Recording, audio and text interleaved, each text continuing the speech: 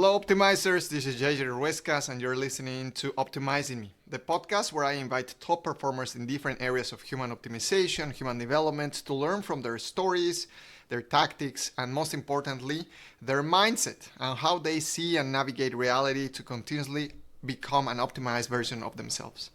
Today's guest is a man who has spent the last 15 years sitting across from some of the most extraordinary humans on the planet, indigenous leaders, scientists, artists, entrepreneurs, recording about 360 conversations through his globally ranked podcast, Green Planet, Blue Planet. But he's not just a podcaster. He is a keynote speaker, a high-performance coach, and a creator of transformational gatherings across 3 continents, maybe more at this time. What makes him truly special, and the reason I wanted him on the show, is his ability to bridge 2 worlds, the world of the inner work and the outer impact. He speaks on stages about the concept that deeply resonates with me, which is this shift from dominion to stewardship, moving away from extractive leadership towards purpose-driven, heart-centered impact. On a personal note, his philosophy around high performance and leadership deeply resonates with mine and in many ways fills the gaps where my own perspective ends. In the time I've known him, I've come to realize something that he says that says a lot. He's one of those people that when he speaks, I stop everything and just listen. I'm excited to explore his journey of becoming one of the most thoughtful voices in modern leadership. Please welcome to the podcast the brilliant Julian Guderley. Hi, Julian. How are you doing? JJ, wow, what an intro. I'm blushing. I don't even know what to say. That was very flattering. Well, thank you so much. And, compliments right back at you. It's a pleasure to be here. I'm looking forward to dive in with you. Thank you so much. Julian, let's start with who's Julian Guderley and what does it mean to be a strategic partner to founders and CEOs like the one you are? Yeah. Well, the short answer to who is Julian Guderley is I'm a human on the journey, right? Like everyone listening, like you. And I think it's important to emphasize that every now and then is we're on a journey. We don't always need to know the destination, but if we truly admit that we're on a journey of growth, of expansion, of joy, of fun, of growing as a human and as the spirit we are, I think a lot of doors open. And then your second question about what does it mean to be a strategic partner? In the most grounded way, what I can say is it's the natural or gradual evolution of my kind of coaching, consulting, and event origin or business that I've run for the last decade and longer. And it's me finding, people I love to support, entrepreneurs that are on, really high-flying missions that don't necessarily need a coach, but that need a strategic group of allies around them. And so being one of those allies across different industries to different entrepreneurs, it's a lot of fun. It's very fast-paced on some days. And then it's very, just very much about true connection on other days. You mentioned that this is the next step in the evolution of your career. So what are moments that took you into the first stages to this path? Yeah. Wow. Let me go back to some of the first steps. So, about a decade ago, I had a stint of working as an employee again. I ran my first business 15 years ago, made an amazing growth journey, but ultimately, had to kind of hang my coat after 3 years and say, I have to move on. This business isn't making the amount of money I wanted it to make. And then I went into a few employed relationships, mostly as a events and communication manager for startups on the West Coast. And I think about 2 years into that, I realized I'm basically becoming unemployable, and what that means is it's just, I'm entrepreneurial at heart. I love to try things. I love to do things off schedule. I love to work in the middle of the night. I love to work early mornings. Like whenever I feel it, I show up strongly. But to get me onto a desk from 9 to 5 has just become increasingly more difficult. And so the next step for that or from that was, well, let me use my gifts in individual relationships. And so initially I started coaching, I started mentoring people that were on a similar journey or were like 2 or 3 steps behind me on their journey of maybe liberating themselves from the matrix of work, but also freeing themselves into expressing their gifts. And so now it's 2026 that we're recording this. 10 years ago, the coaching industry, I think, was still very different than it is today. We've experienced 10 years of Instagram, TikTok, social media, YouTube, and just this boom of expansion. But I also think specifically coaching has created like a pretty big shadow. You know, there's a lot of BS. There's a lot of just coaching coaches to coach coaches. And I regularly just kind of reflected on like, wait, what role do I play in this? And what is actually, why do I feel so strongly about this being my mission? And how do I do it in both integrity, but also with just the fun of actually supporting people and celebrating wins together? Because really that's what coaching is deep down at the core of it. It's about supporting people in their growth or their journey or their expansion and celebrating wins together, right? And so similar actually to consulting, like when I, in other stages of my life, when I took more an operative role in people's business or was consulting on business metrics, ultimately it's about helping the person and helping the business grow, right? And so gradually or naturally for me, the way I interpret coaching and consulting nowadays is, let's get away from the hype or the quick, let me put a retainer on you and let me charge you X amount of dollars for X amount of months. And while I've done that over the years, and I've definitely had to learn when that works well and when it doesn't work so well, over time I realized there's a specific niche of people whose businesses are thriving and expanding and really accelerating. And as that happens, most of them need more human power on board. Most of them need either allies in their intimate circle or they need operating talent. And we're in a world where not everyone needs to be an employee anymore. And so as a fractional role, being a strategic partner is kind of like, for me personally, marrying the two worlds of consulting and coaching in a way that it just feels very, very grounded, very real, and can have both real business metrics as well as annual goals or even like longer trajectories. Does that make sense for you? Like, does it land? It does. And something that brings to my mind, the analogy that brings to my mind is, you remember in medieval times there were kings, and the king had a group of council or advisors. So for me it sounds like, okay, you're helping leaders as a strategic advisor from this angle because your experience, your expertise matches what they may not be seen at that moment from that level of leadership. Does that resonate? Yeah, that's exactly it. I mean, if you create a startup or if you have a company that is just at that size, you might be advised to create a board of advisors, and just like you have a team of executors, you have a board of advisors. Those are people that you probably meet with once a quarter and they just help you steer the boat, right? Now, as a strategic partner, I'm somewhere halfway in the middle where it's an advisory role. Sometimes it's about introduction. Sometimes it's about getting a job done and just pushing, right? And then other times it's about taking the 30,000 feet perspective and zooming out together. Or things I've done in that capacity is also corporate retreats or team retreats, hosting people's actual teams or their staff to have like a 2 or 3 day offsite event. So for me, what it allows me to do, and this is kind of what I wanted to share with you on this podcast today, is it allows me to interpret my role as a consultant or coach, while also there's space for it or for me to grow into more. Versus, and I have made that experience as well, where you go on to Instagram or TikTok or whatever your vice of choice is, your dopamine hookup of choice, and you just see everyone dishing up all kinds of short-term offers and help you from X to Y. And while I respect some of that, I think a lot of that has just turned really messy, and I don't think we're doing ourselves a favor if this is the only way we perpetuate what the coaching industry really is. Now, one of the things that I wanted to point out, and I spoke about it in the introduction, was you're mixing the outer world of impact and metrics with the inner world of the leader. So how does that land, or how does that show in your work? Because now we're starting talking about you also creating a workshop or retreats or a type of workshops for leaders and their teams. So what is that bridging as well? So you're doing two things, the coaching and the consulting, but at the same time the outer and the inner. So it seems like 4 quadrants are getting there. Yeah, I love that. I love the way I love the way your hands are going, like the 4 quadrants there. For those of you that only hear us. And that's why I said a couple minutes ago, it felt like a natural or gradual expansion of, doing either one or the other.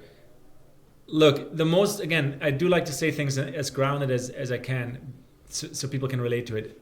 If you run a business, the most grounded way to measure your effectiveness is ultimately the revenue and the profits you're making and the impact you have on the people and the context or the environment that you're building in, right? Mm-hmm. So if you're hiring a coach or consultant, but your revenue doesn't grow, that might not be a good partnership. So the outer world metrics really matter, and I think they're the easiest to measure. You set KPIs, you set a timeline, 3 months, 6 months, 12 months. You set a rhythm, how often you meet and what you do when you meet. And then you get it done, and you experience, ideally, that upward trajectory.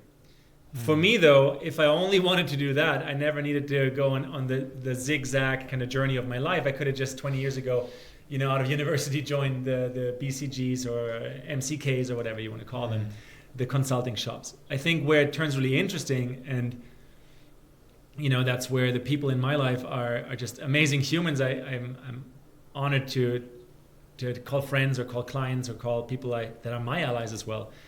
Every one of those people, they don't just run a business in the world. They also actually invest time into their inner world. And again, in the most simple way, if you wanted to take just a bit of a reductionistic point of view on the inner world, it has to do with your nervous system. If your nervous system runs you, it's really hard to have outer level success on a sustained basis. And if you start investing time and energy into your inner world, meditation, journaling, reflections, right? A practice of spirituality, a sadhana, a daily practice, breath work. Like there's a variety of tools that we can classify as inner world tools. Usually the first thing that you should notice is that you start having a bit more of a handle on your nervous system. Or at least when your nervous system spikes, you don't have to react right away. You have a 3 to 5 second buffer of realizing, I would usually kick and scream right now. I won't do that. In fact, instead I will, take a 2-minute breath work, and then I'll look at this again, or whatever it might be, right? And so I do think those hemispheres are extremely important to meet in this world, because look, if we continue to just have extractive hyper-capitalism in the world, there are so many scenarios that make it really clear, like it's ultimately just a very polluting way to exist as the human species. And personally, from a spiritual conviction, I believe it's one of the most boring ways to exist, to just, gather and garner more material stuff. Like, don't get me wrong, material things are amazing, and I'm so grateful I can look into a computer and have this conversation with you. And I do think there's much more to being alive than just the pursuit of more stuff. And so I think for at least the people I work with and the people I'm drawn to and the people that are drawn to me, that's kind of the playing field we start in, right? And then from there, it's about what are we really creating in the outer world, and how do we strike a balance both in our communication rhythm as well as in the balance between pushing and just like letting things come to us, right? Because it's not just hustle. I mean, there's every now and then you got to push, absolutely.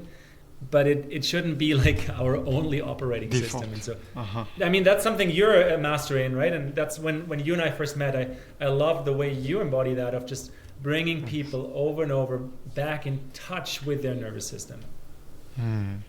Thanks, Julian. Yeah, it's you're giving me many ideas, and one of them that I do want to double click in is your experience. How I'm seeing it, it's not only that you have gained through ups and downs, failures and successes, regardless of how you define those ones, but it's also you have had conversations with about 360 people in your podcast. Is that right? Yeah. So yeah, even more if you count other casts I was moderating for. Yeah. Very likely, many more. So with those leaders across every field, what patterns did you notice across them that makes them the way that they are? What is it that you have learned through their patterns that you have incorporated to yourself? Well, on a performance or human journey note, the pattern is really clear. Like, no matter who you are, no matter what you call a high or a low, in the end of the day, we all do this as part of the pursuit of happiness.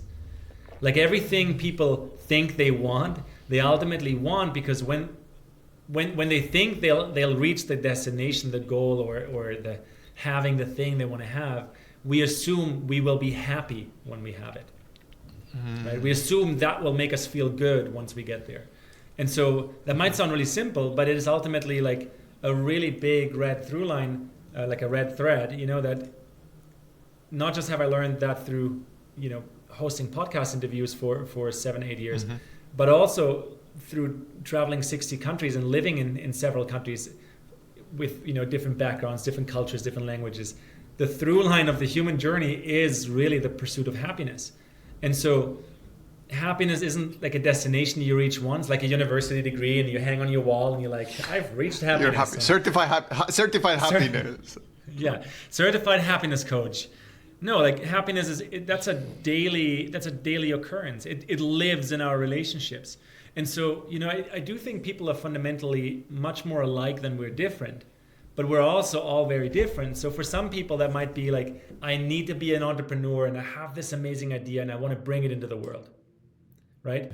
While for other people, it might be, I love my family and I live in a marriage where I can tend to the family, and my partner does the pursuit of money and material things, and that's just the balance we strike. So one thing I've learned, is not to judge how it should happen, but to follow what makes people alive. Like, what is happiness for that person? And here's the kicker. Most people somewhere in their life start with a fake picture of happiness. They start with a picture that they believe is what they should reach. So most of the leaders that I've interviewed over time, they've reached the picture that they thought they should reach, just to arrive there and realize, everywhere you go, you bring yourself. Everywhere you go, you bring yourself. And so, you might have reached the thing you thought will make you free and happy, but it didn't. So there's a shortcut, and I think this is where coaching can be really helpful, where you can shortcut time. Instead of waiting till you reach point X, you invest your focus, you invest your money, you invest your energy, you invest your heart into feeling that happiness, feeling that gratitude today, and starting to live life through the lens of appreciation. And funnily enough, and that's where it bridges into your world and work, right, JJ? There's so much research on it. There's so much science on living with a lens of appreciation creates a whole different set of world that you live in. And that's where we could drift off into, esoterics or quantum science and understanding that there isn't really just one world out there that we all share. There are 8 billion different lenses of that world, and they are contextually truly different. And they keep changing on top of that continuously. That's right. Now, before this conversation and off these podcast conversations that you and I have been having, we've been talking about how some leaders go into the pursuit of happiness through hustle, and other leaders go into the pursuit of happiness towards around this concept of pure meditation, pure woo-wooist, let's call it, and the other one is like pure hustle culture, right? So what is it that, and that starts taking us into the conversation of how do we find a middle ground between these two? Because I personally see a polarization in between those two, and each one of the other camps point to the other one saying, no, you are wrong, I am right. Right. I mean, the way that you just phrased that, right? Like, you're wrong, I'm right. That's just our tribal kind of, lower energies that we all have to deal with. Like, we all have that. If it's a sports team that you feel this way about, or your religion, or your country, or like, we got to check that our identity is more than just of tribal nature, because what might be wrong for me might be right for you. And truly, like, letting you live that is part of freedom, right? Just like it's part of freedom to agree to disagree. It's I don't actually want everyone to have my worldview or my opinion, because that would be a very boring world for me. But yeah, I love what you're striking there, and this is what brings us together, right? And that that's the pursuit of the middle path. And so let me draw a mental picture here. So imagine you are seeing your heartbeat on an EKG or on a monitor that shows your heartbeat. Right? If you're alive, your heart goes dun-dun, dun-dun, dun-dun, like up and down, straight line up and down, straight line up and down, right? That is an alive heart. And then there would be a wavelength that's kind of the average of what your heart is beating. Now, that's kind of the median. If your line was flat and it was always stable and only the things you think should happen, well, in clinical terms, you'd be dead. Exactly. If that was just your heart, right? And so I think life is kind of similar in the sense that, small things relate to big things. If you follow me with that metaphor, what I'm trying to say is that it's not one or the other. It's about experiencing the amplitude, and it's about having the wavelength and actually experiencing the full heartbeat. And so in my eyes, I have a vast background as an event manager. Over 20 years ago, I started working in events with different organizations, later on with Nike and then with BMW, before I went out into my own first business, also hosting events. And as an event manager, there are days when you gotta just show up hard. Mm-hmm. And I wouldn't call it hustle, but you gotta show up hard because it's the day of the event. It's today. Like you can't, push things aside and I'll get there tomorrow. No, the event is today. So you show up hard for it. But that doesn't mean that we need to live in the hustle and the grind every day, right? Like there's a bit of that mantra out there, and you're totally right. It's like, oh, everyone who doesn't do it this way is just a loser. I just wake up, have a cup of coffee, and I work 16 hours. And hey, if that's you, and if that's working for you, and you truly feel satisfied, so be it. Personally, I don't believe that's a very sustainable way to be. And it will always lead to empty batteries on some level, either mentally, emotionally, physical, or spiritual. And the same exact, truth on the other side, and you mentioned that, is unless your calling is to be a monk in a spiritual or religious lineage, no matter of which conviction, but unless your true calling is to be a monk or a nun and put on a robe, meditating all day long doesn't make you a better person.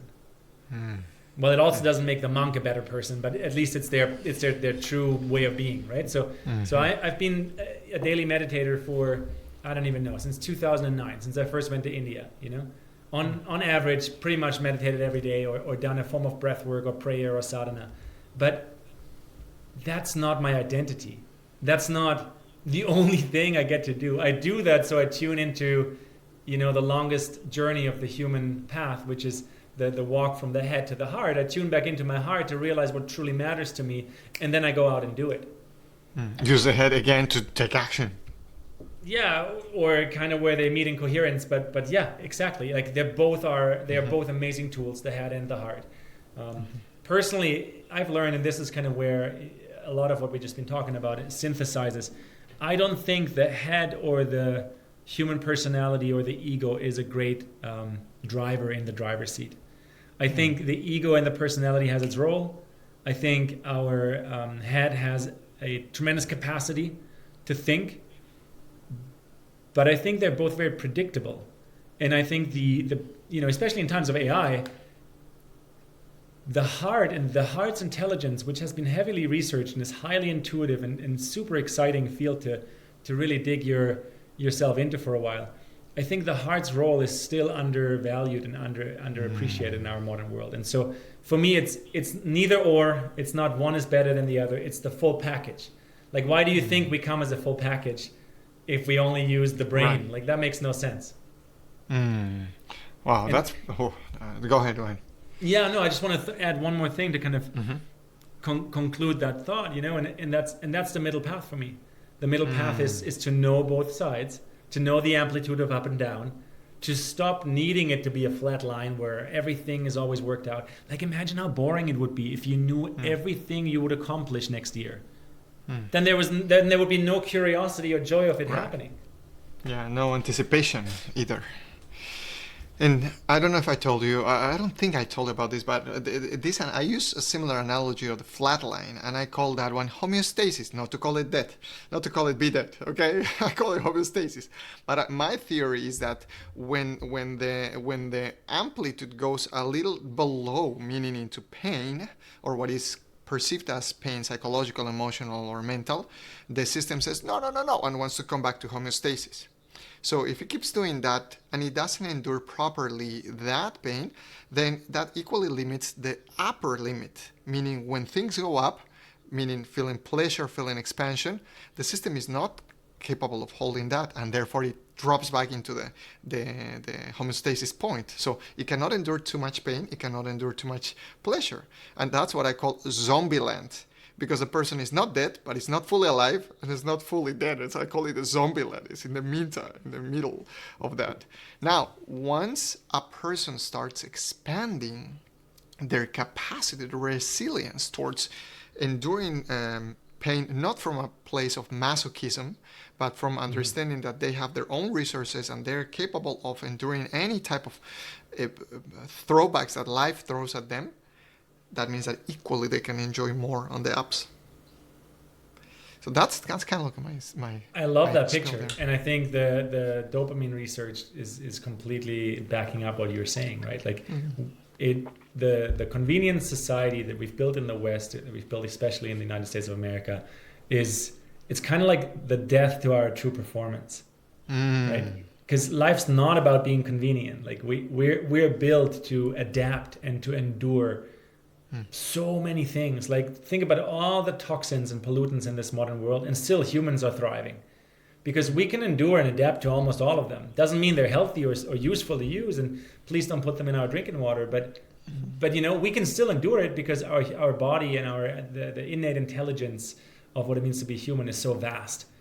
But I do think what you're touching on, that's where the entire hype about hot cold exposure or cold plunges or breath retention and all of that is like, it's a deliberate form of stress that actually expands your capacity. And I know you're deep into that, JJ, but think of like the cheap dopamine you get from your Instagram or your TikTok reel.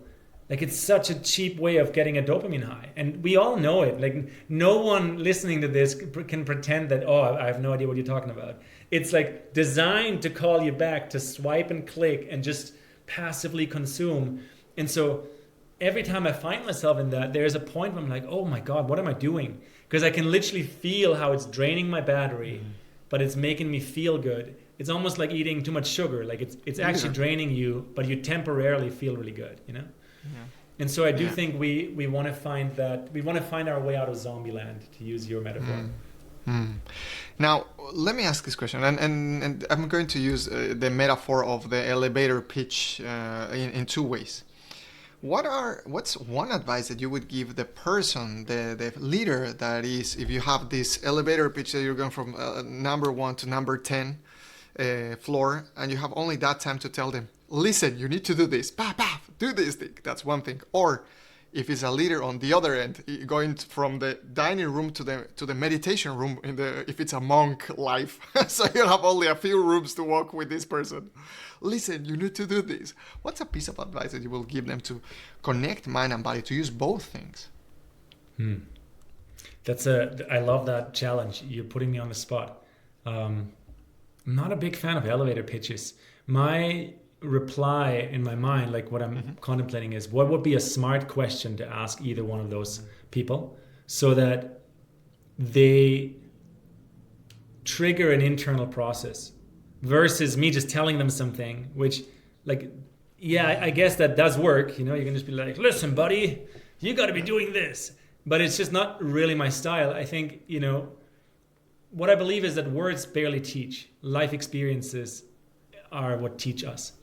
Right? So we learn conceptually through words, but unless we integrate it with our own life experience, it's pretty hard to, make that true embodied knowledge or wisdom. And so, I would come up with a question for either one of them. If it's the person that's meditating too much and thinks they're enlightened and spiritually superior to everyone around them, but they're broke month after month. I think that the question is like, what inspires you to do in this world? Is there something that like activates you? What is it that you're actually craving more of? Because it's like the pursuit of nothing then turns into another addiction. And for the flip side, if I was in an elevator with someone who's like, I got 10 seconds for you because I have a next meeting, I would just probably, ask them about the level of happiness or the level of trust in their relationships, or the level of longevity that their relationships have. So this is one thing that I think is worth mentioning. There's this famous Ram Dass quote where he says, "If you think you're enlightened, go spend a weekend with your family." Now, the person that's like been in hustle mode for the last 10 years and listens to a lot of that message, fill in your favorite influencer who just says, "Just wake up and work, man." There are plenty of those. The Alex Hormosis. Maybe. But I would be really curious how many of them have a performative lifestyle versus a true embodied lifestyle based on relationship. And we live still in a pretty performative culture. Like, I just take my phone and flip it around and I'm like, "Hey, listen up, everyone." And trust me, like, I've tried using Instagram and other platforms like that, and it's never really worked for me because, one, it feels fake, and two, it doesn't feel exciting. And so what I would ask people on that spectrum is just like, tell me about the relationship with your mother. Tell me about the relationship with your siblings. Tell me about the relationship with and sometimes they're on like marriage number 3, and it's hard not to judge that, but it's like, got it. Okay, that's what you do. You just go through cycles and just keep iterating, but like, only because we stir up a lot of dust doesn't mean like we're truly on a path, You mentioned this quote by Ram Dass, and it was maybe a year ago that I added something, which was, if you think you're enlightened, go and spend one weekend with your family, right? And then I thought, if you really want to pursue enlightenment, create your own family. And that goes along kind of like the lines that you said, which is, okay, what are the quality of my relationships? Because as a leader, many times leaders feel alone, including myself. Sometimes like, I'm myself here, no one understands me. Oh, right. And then someone like you comes and say, "Hey, dude, I have been there." It's like, this is not the end of the world in the first place. And what you have this power to relate to other people, as you mentioned, not through telling them what to do, but through sharing your own stories and also asking them deep questions. What are some questions that you have received that change your perspective?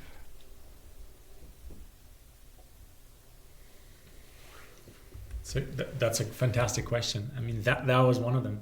I'm inclined to add something to the first part that you just said, and then I'll loop back to the question. So you said, you added something to the Ram Dass quote, and start a family or build a family. There are a lot of people out there that are like, "Oh, the entrepreneurial path is like the apex of being on a spiritual journey because everything will show up for you." And I'm like, wow, what a way to glorify the journey you're on.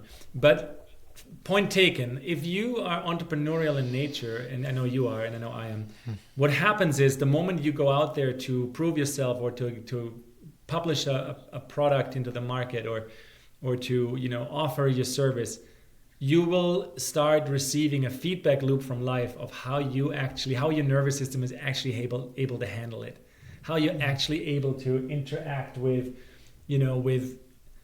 people, with clients, with people that might not be nice or kind, So it is a very great way to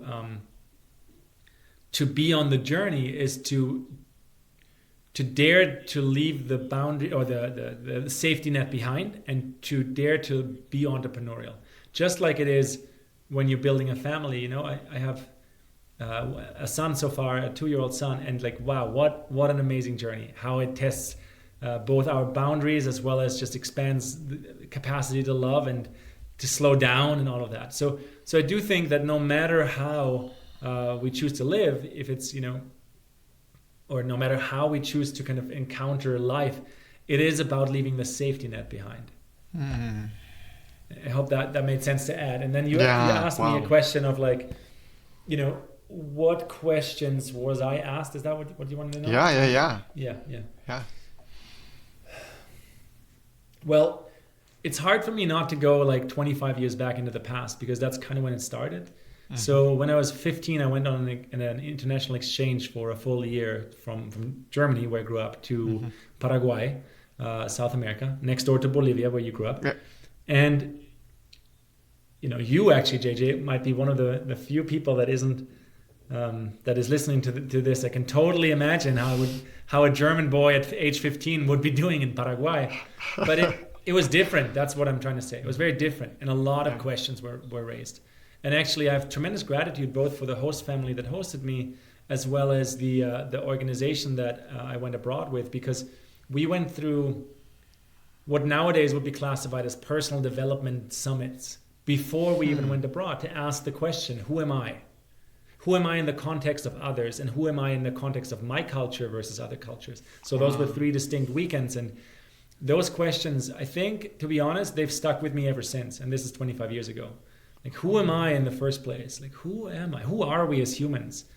Like, what's our role here in the universe, on planet Earth? What do we do here? And where do we come from, right? And so those are questions, I think they deserve a lot of contemplative time in our individual or inner journeys. Because when it comes down to moments where we have to make tough choices, our values that come out of those questions, they will lead us on the right path. And if we answer tough questions with just stress and reactive behavior and like, let's just make more money or whatever, we'll very likely just choose short-term gain over long-term growth or relationships. And that's my worldview. I might be right, I might be wrong there, but that's what comes out for me. This is fantastic. You and I now have this upcoming workshop that is going to be from now in about a month. We call it, for a reason, the middle path. What is we already know how impactful this is going to be, merging or mixing both of our talents there. And so what is your best hopes for that workshop that we're leading for the people that are going to attend?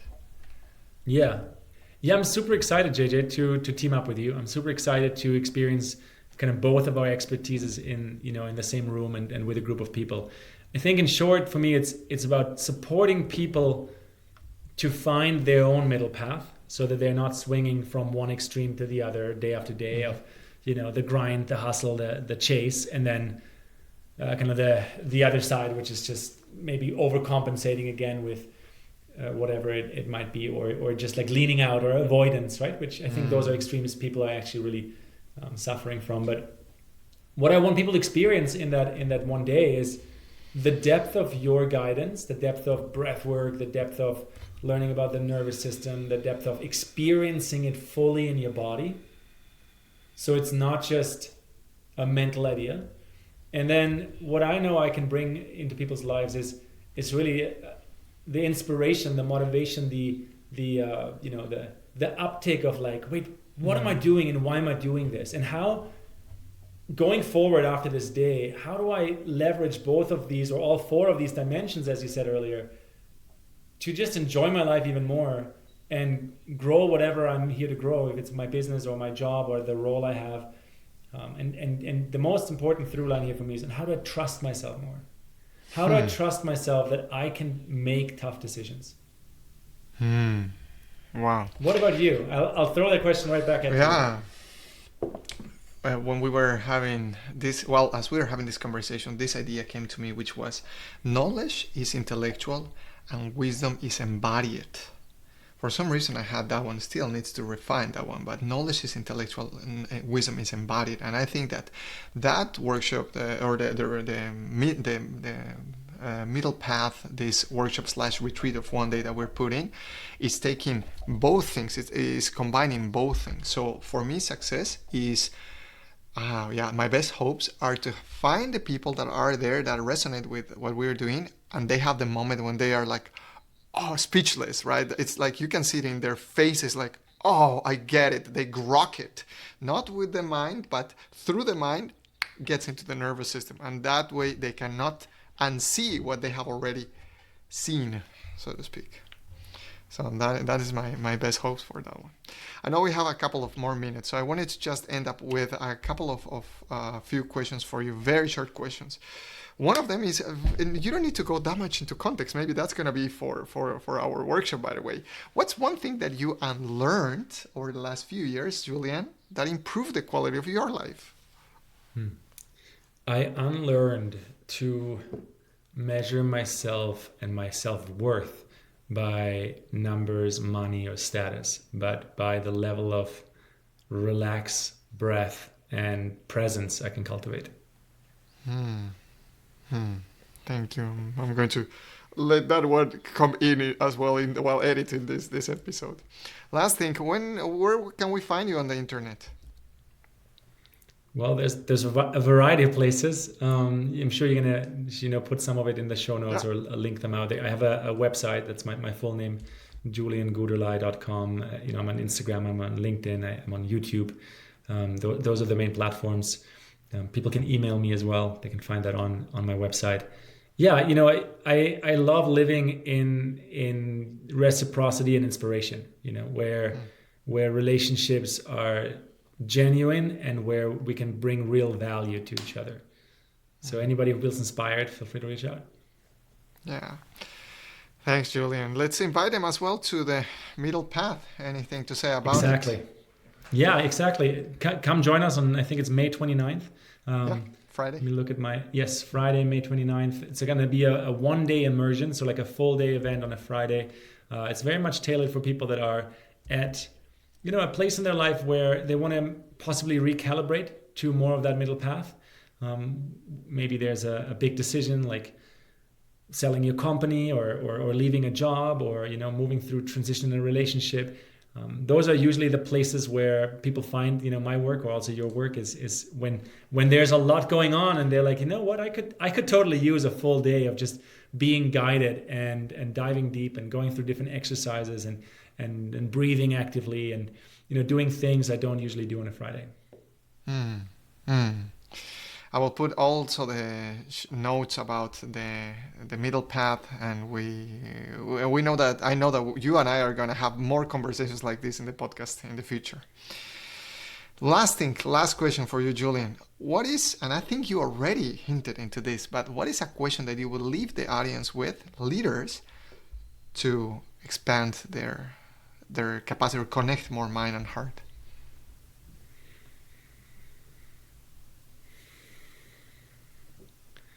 A question that comes up right now, no matter who you are, but is write down 5 names of relationships that you truly value in your life. And so the question is, who are 5 relationships in your life that bring true value and true connection, true unconditional love, but not in the romantic kind, in the way where you're like, I can trust that person. I could call up this person at 4 a.m. and ask for a favor and they would. And so that's just my question is do you have those 5 people who comes to mind, and maybe give them a call? Thank you, Julian. Our life is very much determined by the quality of our relationships. And so, one of my mentors for the last 10 years is consistently making it clear that if we are in relationship with life, with the earth, with the ecosystems, and with our fellow humans, a lot of magic consistently unfolds because of those relationships. I'm going to allow that to sink in. You're making me think deeply around that concept, that idea. Thank you so much, Julian. Thank you, JJ. This was fun. My pleasure. And if you guys enjoyed this conversation, the fantastic Julian Guderley, please give it a thumbs up, share this one, and also feel free to join us in the middle path if you're here in Austin, or who knows, we may have some online versions, or wherever you are, we're going to put something in person. In the meantime, keep learning, keep optimizing. See you soon, guys. Bye.